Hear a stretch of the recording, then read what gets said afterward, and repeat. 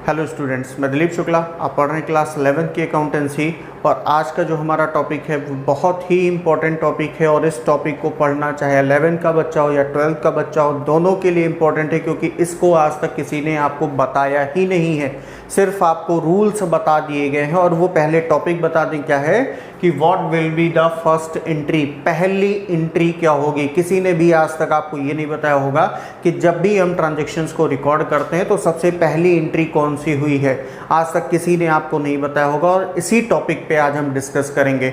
और उससे पहले हम बता दें आपको कि एक जो है पब्लिकेशन है, ठीक, उससे मेरा कोलैबोरेशन हुआ है S Vinesh and company, S Dinesh and company, जिसके ऑथर हैं डॉक्टर विनोद कुमार जी, जिन्होंने एक बुक लिखी है अल्टीमेट बुक ऑफ अकाउंटेंसी। बहुत अच्छी बुक है, उसको मैंने खुद पढ़ी है, उस पर खुद स्टडी किया है और बहुत अच्छे तरीके से समझाया गया है। आज जो मैं टॉपिक बताने वाला हूँ ये भी उसमें समझाया गया है कि कैसे हमें फर्स्ट एंट्री करनी होती है और फर्स्ट एंट्री है क्या।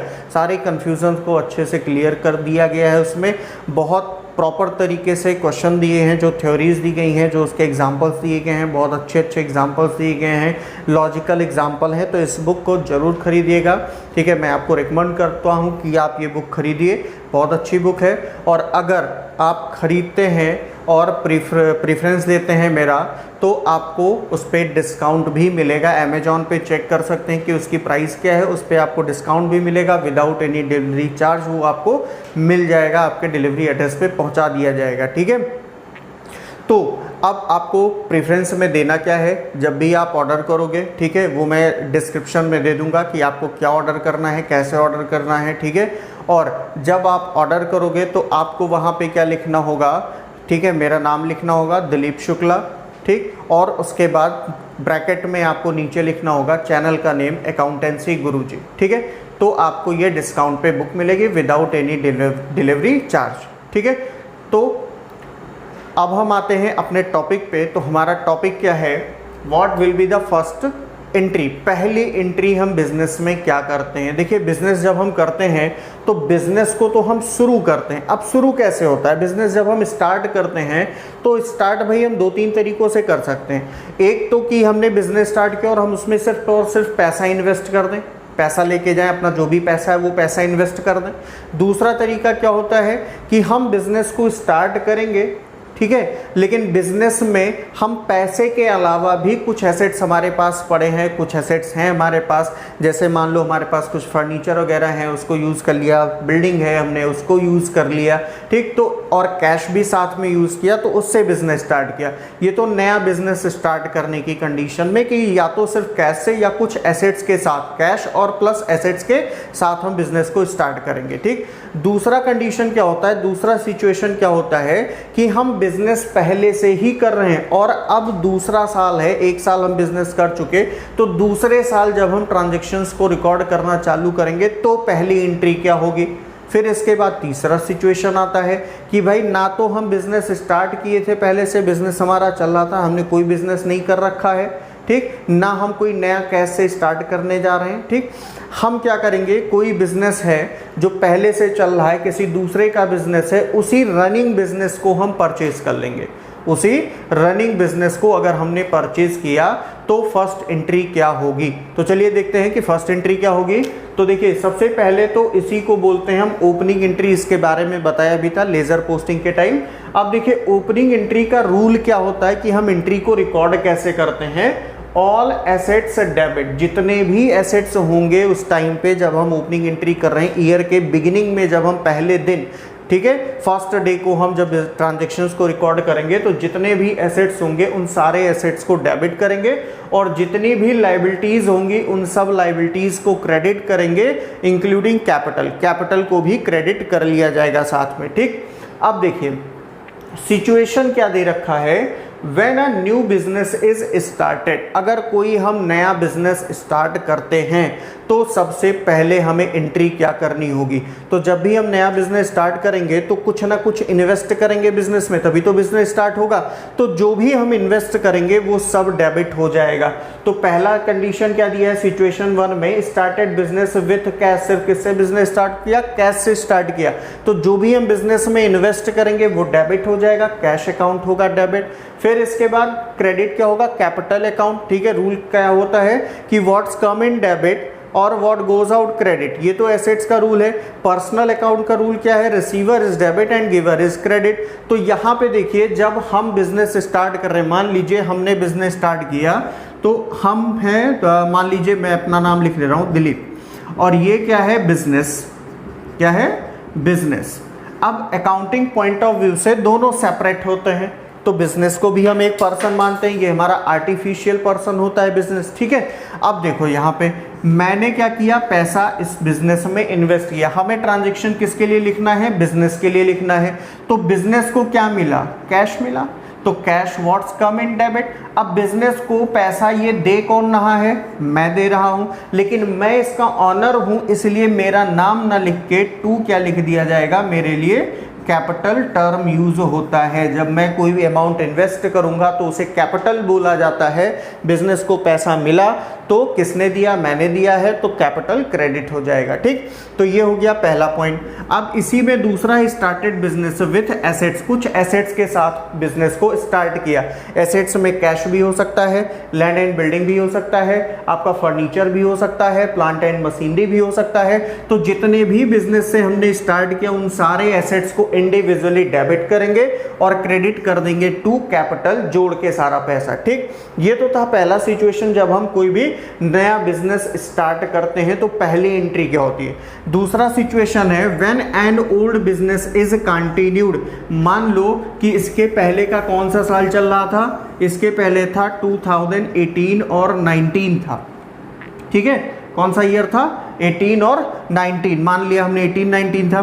तो 18-19 में जब खत्म हुआ ईयर, तो अगला ईयर स्टार्ट कब से हुआ, 1 अप्रैल 2019 से। तो एक साल के बाद जब दूसरे साल में हम ट्रांजैक्शंस को रिकॉर्ड करना स्टार्ट करेंगे तो सबसे पहले कौन सी एंट्री होगी, तो इसी को ओपनिंग एंट्री जो आपने लेजर पोस्टिंग में देखा था यही था, ठीक है।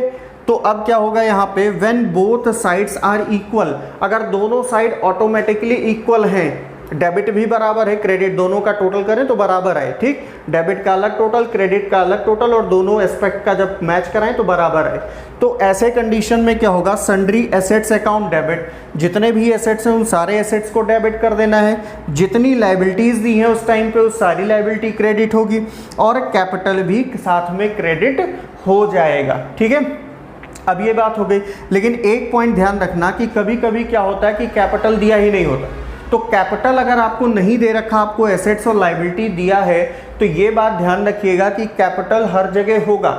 अगर हमें फर्स्ट डे एंट्री करनी है, कुछ एसेट्स और लाइबिलिटीज दे रखी है ओपनिंग बैलेंसेस, तो कैपिटल है वहाँ पे, भले ही वहाँ पे क्वेश्चन में ना दिया गया हो, तो हमें कैपिटल लिखना है और डेबिट और क्रेडिट का डिफरेंस निकालो, जो बचे वो क्या हो जाएगा, कैपिटल हो जाएगा। ये बात क्लियर हो गई। अब इसके बाद देखते हैं when both sides are not equal, दोनों साइड अगर बराबर नहीं है, तो यहाँ भी बराबर नहीं है, अगर कैपिटल नहीं दिया होगा तो बराबर कहाँ से होगा, तो जो डिफरेंस आएगा वो कैपिटल हो जाएगा। लेकिन मान लो कि एसेट्स साइड यानी डेबिट साइड आपका कम है, जैसे हमने एक एग्जांपल ले लिया कि जब हम नेक्स्ट ईयर में बिजनेस की फर्स्ट एंट्री कर रहे थे, फर्स्ट डे एंट्री कर रहे थे, तो कैश हमारे पास था 40,000, फर्नीचर था 1 लाख, लैंड एंड बिल्डिंग था 1,50,000, डेटर था लेकिन उसका पैसा नहीं दिया था कि डेटर कितना है, फिर लाइबिलिटी दी थी और कैपिटल दिया था। तो इधर का जब हमने टोटल किया तो पता चला कि 3 लाख रुपीज़ है, और इधर का जब टोटल हमने किया तो पता लगा कि 2,90,000 है, और दोनों साइड होना चाहिए बराबर जर्नल एंट्री में। जब भी जर्नल एंट्री करेंगे तो दोनों एस्पेक्ट का टोटल बराबर होगा। तो यहाँ पे 10,000 कम पड़ रहा है, तो ये 10,000 ही क्या हो जाएगा, यहाँ पे हमारा डेटर हो जाएगा, ठीक। ऐसे हो सकता है कि आपको ये सारी चीज़ें दी हो, लाइबिलिटी दी हो, लेकिन आपको कैपिटल दिया ही ना गया हो, तब क्या करेंगे आप, तो अब आप डेबिट साइड का टोटल करिए। तो डेबिट साइड का टोटल आ रहा है 3 लाख रुपीज़, और क्रेडिट का टोटल सिर्फ 1 लाख है, यानी जो डिफरेंस बचा वो क्या है, कैपिटल है। ये इस तरीके से होगा। और फिर अगर हम फाइनल सिचुएशन की बात करें कि जब हम किसी के चले चलाए बिजनेस को ही खरीद लें, तो उस टाइम पे हमको सबसे पहले एंट्री क्या करनी होगी? तो पहली एंट्री क्या है आपका? Sundry assets. उससे आपने जितने एसेट्स लिए हैं उन सारे एसेट्स को आप डेबिट करो। अभी इस पॉइंट को छोड़ दो, गुडविल को, अभी इसके बारे में हम बाद में बात करेंगे। फिर टू सन्ड्री लायबिलिटीज। भाई जब आप किसी के चले चलाए बिजनेस को खरीद रहे हो, उसका बिजनेस चल रहा है, तो कुछ उसकी लायबिलिटीज होंगी, वो भी आपको लेना पड़ेगा। तो टू सन्ड्री लायबिलिटीज अकाउंट, ठीक। फिर इसके बाद कैपिटल अकाउंट। अब कैपिटल क्या है कि जिस प्राइस पे आप उसके बिजनेस को खरीदने के लिए एग्री हुए हैं, वैसे 12th में आपको मिलेगा, ठीक है, 12th वालों के लिए है, उनको ये चीज़ मिलेगा जब पढ़ेंगे वो कंपनीज अकाउंट, तो उसमें इसके बारे में डिस्कस किया गया है। तो इसको बोलते हैं हम कंसीडरेशन प्राइस, यानी जिस प्राइस पे हम किसी बिजनेस को परचेज करने के लिए एग्री हुए हैं वो प्राइस कैपिटल में आ जाएगा। फिर इसके बाद अब हम क्या करेंगे, हमें निकालना होता है नेट एसेट्स, हम जिसको बोलते हैं कि जो इससे हमने बिजनेस खरीदा उसका नेट एसेट्स क्या है। तो net assets is equal to हो जाएगा total assets minus outside liabilities, outside liabilities. अब इसका जो डिफरेंस आएगा, मान लो, ठीक है, नेट एसेट्स हमने निकाल लिया। अब यहां पे हम देखेंगे कि कैपिटल कितना पे किया हमने, ये जो कंसीडरेशन प्राइस है, ये क्या है? कंसीडरेशन प्राइस, कंसीडरेशन प्राइस यानी जिस प्राइस पे हमने बिजनेस को परचेज करने के लिए एग्री हुए हैं। तो कैपिटल ये ले लिया हमने, ठीक, और नेट एसेट्स ले लिया। अब देखो कौन सा पैसा ज़्यादा है। अगर कैपिटल ज़्यादा है कि पैसा हमने जो नेट एसेट्स की वैल्यू थी इससे हमने परचेज प्राइस ज़्यादा दिया, कंसीडरेशन प्राइस हमने ज़्यादा दिया, तो किसके लिए ज़्यादा दिया भाई? कोई एक ऐसा एसेट्स है जिसकी वैल्यू नहीं दी है। तो चले चलाए बिजनेस को अगर आप खरीद रहे हो तो उस बिजनेस का कुछ मार्केट में रेपुटेशन होगा, मार्केट में उसकी कुछ गुडविल होगी, उसके लिए भी आप पैसा पे करोगे। तो अगर कैपिटल ज़्यादा है यानी ये कंसीडरेशन प्राइस ज़्यादा है नेट एसेट्स से, तो यहाँ पे डेबिट किसको किया जाएगा? गुडविल को, यानी consideration price is more than net assets. लेकिन अगर आपको पैसा कम देना पड़ा, यानी कि कैपिटल क्या है? Is less than net assets, net assets की जो वैल्यू थी उससे आपको पैसा कम पे करना पड़ा, तो वो आपका क्या बोला जाएगा? कैपिटल रिजर्व बोला जाएगा, ठीक है। तो यहां पे क्या होगा? Consideration price is less than net assets, ये हो जाएगा। वैसे ये 12th में आपको मिलेगा, कंपनीज अकाउंट में मिलेगा, 11th में बहुत रेयरली हो सकता है कहीं दिया हो ऐसा, ठीक है। तो ये तो था हमारा आज का पॉइंट, क्या था? What will be the first entry. और मुझे ऐसा लगा कि ये पॉइंट आपको बताना चाहिए, जरूरी है, इसलिए मैंने आपको बता दिया। और जिस बुक के बारे में मैंने बताया है, ठीक है, उस बुक को जरूर देखिएगा, बहुत अच्छी बुक है, अगर आप पढ़ोगे तो आपके समझ में आएगा। और वीडियो जैसी लगी हो कमेंट में बताइएगा। और अगर आपने यहाँ तक देखा है, मतलब आपको वीडियो समझ में आई, जो पढ़ाया वो समझ में आया, तो कम से कम लाइक और सब्सक्राइब जरूर कर दीजिएगा। Thank you.